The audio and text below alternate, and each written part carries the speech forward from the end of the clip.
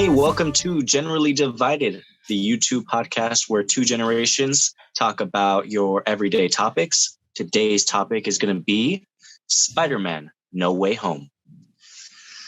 And this is a very big topic. You want to lead our ideas on it, or should I take it away?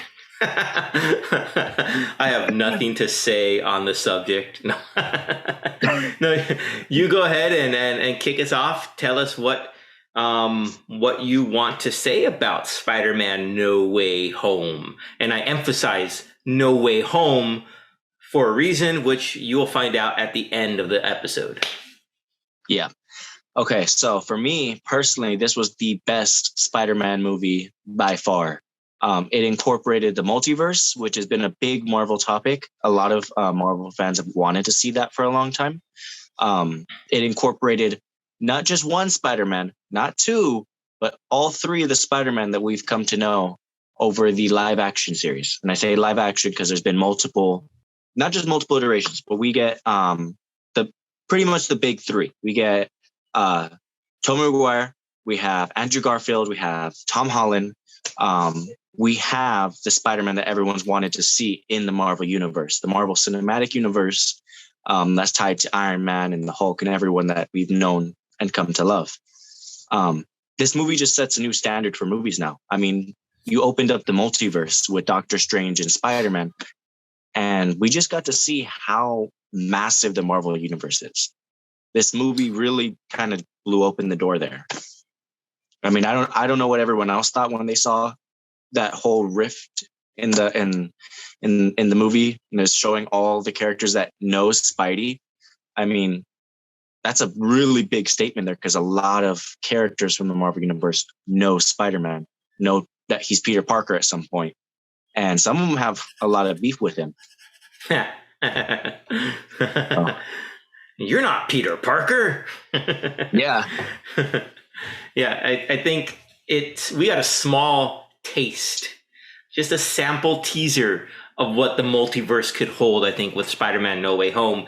And we're going to get a much bigger helping of it, like a huge platter in the Multiverse of Madness, Doctor Strange #2, which I think is great. Because there are many universes within Marvel Comics, and now they get to play out in front of us on the big screen or small screen, depending upon where you're watching it.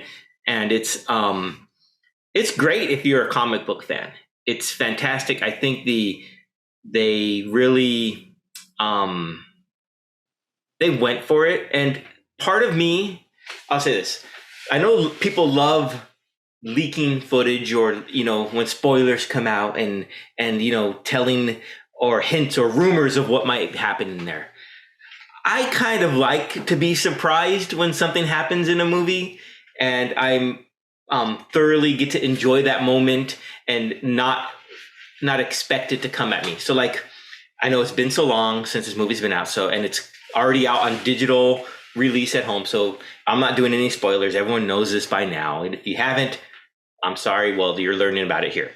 The biggest surprise to me, even though I knew it was coming, was when I saw Matt Murdock, Charlie Cox, in Spider-Man No Way Home as, of course, Matt Murdock alter ego is Daredevil, one of my favorite comic book characters. Now, seeing him catch the brick coming through the window, and then Tom Holland, Spider-Man, how'd you do that? And he's like, I'm a really good lawyer. I thought that was just perfect. I love that scene. That moment was just made me beam, made me smile from ear to ear. And I still think, even when I think about it today, I still smile about it. But I think Spider-Man No Way Home did set the new standard for comic book movies. It was the perfect combination of heroes and villains and friends and allies, and how they all work together and seem together to tell a story. So yeah, I do agree with you in that it is the new standard that I think all future comic book movies will be judged against. Oh yeah. No, I mean, the standard just gets raised higher and higher with each movie. I mean, we're already expecting to see some crazy stuff happening in the Doctor Strange movies. I mean, Spider-Man just set the standard way higher. I mean, I thought Avengers Endgame was amazing. Then Marvel went and did this. um, but yeah, no, I've seen a lot of people saying, "Oh, the talking about like the whole plot of the storyline, which was Spider-Man trying to give the villains a second chance. He was trying to use his technology from his universe to give them a second chance." And what I hear constantly on a lot of reviews, a lot of online reviews on Spider-Man No Way Home, is that, well, what was the point? Because a lot of those characters either A, died, B, they were moments from dying before they changed to good anyways, like Dr. Octopus. He turned for good right before he sacrificed himself. But what I think is Dr. Octavius, he turned good right at his scene after he talks to Tobey Maguire, and that Spider-Man reminds him who he is, what he's stood for, being a scientist. And that scene really is what people are talking about, because he does pass away. He does sacrifice himself. But what I think that the Marvel Universe did is, I think they altered their timelines. I mean, we've seen it with the Loki series. When something happens in the past and it's not some grand scheme of things type of event like Asgard being destroyed or Pompeii's volcano, it can alter the timeline because it'll stay there. What if, let me just stop you. What if you said in let's say I'm going to continue with Dr. Octavius. In his timeline, you said he turned good right before he sacrificed himself, right? At the end of his run in, was it Spider-Man 2, right? Yes, it was Spider-Man 2. Okay, so imagine, if you will, that Tom Holland's Spider-Man, he gets transported to No Way Home, and he leaves his universe, and they flip the switch. Tom Holland's Spider-Man fixes him. And that's the reason at the end of his Spider-Man 2, he becomes good, is because he got fixed in this other multiverse. I like that. I really see like what I'm saying. Connection. So it's not the matter of fact that he turned good and then got sucked away anyways. Maybe he turned good because he was fixed over here and then sent back to his own universe. And now he's the good Doc Ock in his old universe, and he's saving the day. Yeah, no, I like that. That really sits well with me. And I think that's the whole point of the No Way Home movies. Because Spider-Man's not a killer. I know they really emphasize that topic in Spider-Man No Way Home when Tom Holland's battling with his grief. And we got to see just how powerful this small, young Spider-Man is. I mean, he bent steel. He was flying around with agility that was at the next level. And he was really putting the Green Goblin through the ropes. And that's just a fraction of his power. I mean, it took another Spider-Man to have to stop him from going through with what he wanted to do. Right. All because, of course, in No Way Home, the Green Goblin set off the bomb that eventually killed his aunt. Yeah. Yeah. Honestly, I like that they used that to really push him forward, because one thing I noticed that a lot of people didn't like about Tom, I mean, actor-wise, I know my family loves him. I know a lot of my friends like him as an actor. He's a great actor. And I personally like that version of Spider-Man. But what I've noticed is they felt he was carried. Andrew Garfield and Tobey Maguire's Spider-Man, those versions of Spider-Man really had to build up from scratch.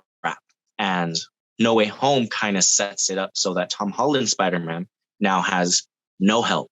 He has really no family. He's on his own finally. He has to make a suit from scratch. He doesn't have all the fancy tech. He has to live on his own. He doesn't have anyone to go to. So I think this really rectifies that issue that people had. I mean, for me, it wasn't an issue. I got to see Spider-Man with Iron Man, and I got to see Spider-Man fighting Thanos. I mean, for me, this version of Spider-Man was amazing. And I really wish that the other Spider-Man could have gotten that light of the multiverse and all that sooner. But, we got it in this movie. Mm-hmm. Do you think they're going to put a version of Spider-Man into the Multiverse of Madness? Oh, yeah. Yeah. You think he's going to make an appearance? I mean, they could always surprise us and throw us someone else. that we're not expecting, but I 100% feel that they're going to intertwine it somehow.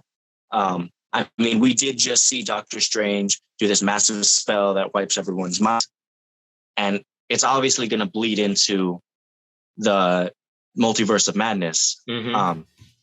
The whole effects of messing with the timelines and messing with the fabric of reality. It's just going to really bleed together because Doctor Strange did do it a lot. I mean, for the greater good, yeah, most of the time. We've seen many times, like in What If and in Spider-Man No Way Home, he's doing it for those he cares about. But yeah, I mean, for the most part, he does it for the greater good.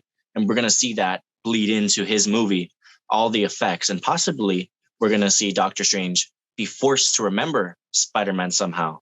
I mean, with all the magic talk, someone's going to be like, hey, I know you messed with the universe again this time because there was these massive rips and changes. mm-hmm. And there's something here. And he's going to look into it himself like, why don't I remember this? What happened here? So whether we're it be going to the see Watcher or Wanda or yeah. I mean, yeah, definitely. Wanda could be a person who points it out. I mean, she's very powerful. I mean, we don't even know if the spell affected her. Right. We don't even know the whole extent of the spell. I mean, it could have just been a small part of the multiverse and a small part of it, but it didn't affect everything. I mean, we don't know for sure. We just have to wait to see the movie. Yeah. But yeah. It's definitely going to be a big movie.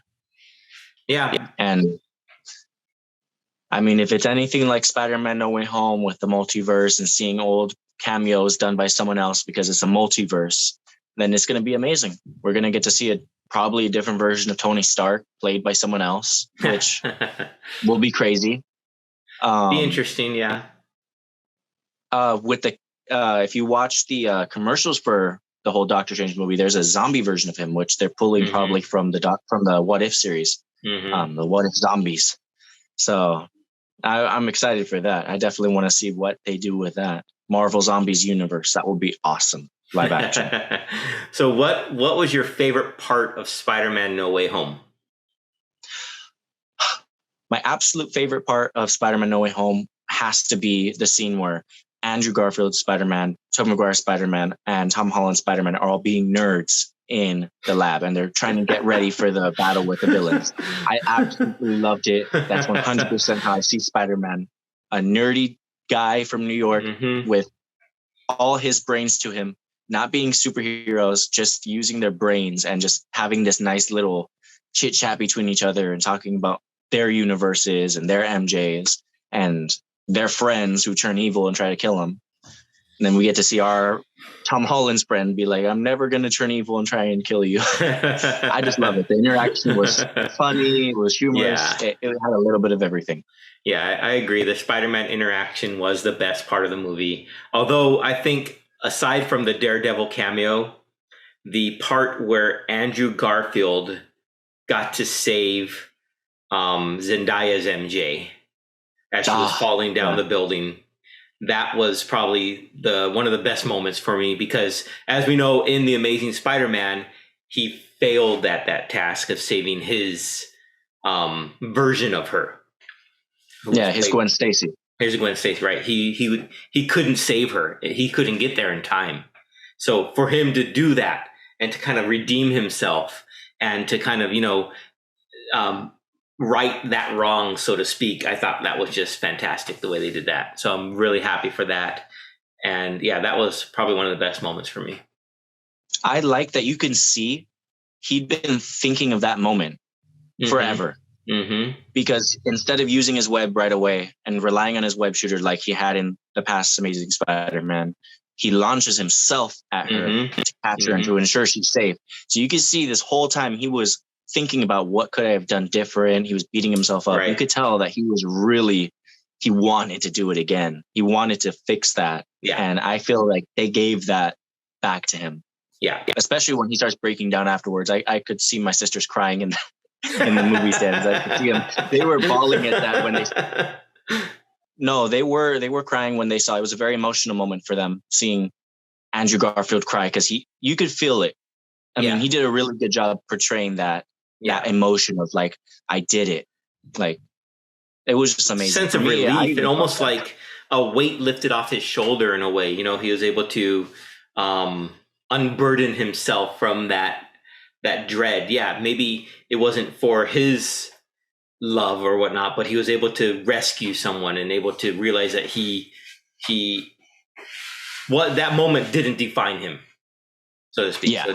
So that was really great. I'm looking forward to watching the movie again. I really am, especially before Doctor Strange 2 comes out. And now, like we said, it's at home for digital release, so you can watch it on like Vudu or Amazon Prime. And it comes home, so no longer is it No Way Home, because now it comes home. See, if you paid attention at the beginning, you know what I'm talking about. On April 12th. April 12th, you can go buy it on Blu-ray, 4K, DVD, whatever video type you're using these days. And it's going to be a huge offering by Marvel, because that's going to be fantastic. I'm sure they're going to include bonus content, and I can't wait to watch it again. Yeah, me too. Definitely. So it will be one surely not to miss. If you haven't yet to see it, go watch it. Be sure to watch it somehow, some way. Follow a car that's watching it in the back seats playing it or something. I don't know. Go camp outside your neighbor's house who's maybe watching it. Just watch it somehow. We implore you that this is a movie that generally has brought us together, and we thoroughly enjoy it. And what was your favorite part of the movie? That's what we want to know from all of you out there. Well, because it's different for everyone. So what was your favorite part? Was it the villains? Was it the heroes? Was it the comedy? Was it the action? Was it just the whole movie? Let us know in the comments. What was your favorite part of the movie? Yeah, let us know if you guys catch any of those Easter eggs in the movie, and put them down in the comments. Best Easter egg will pin down in the comments. Yes, best Easter egg not laid by the Easter Bunny. No. So that's it for this episode of Generally Divided. We will catch you all next time. So take care out there.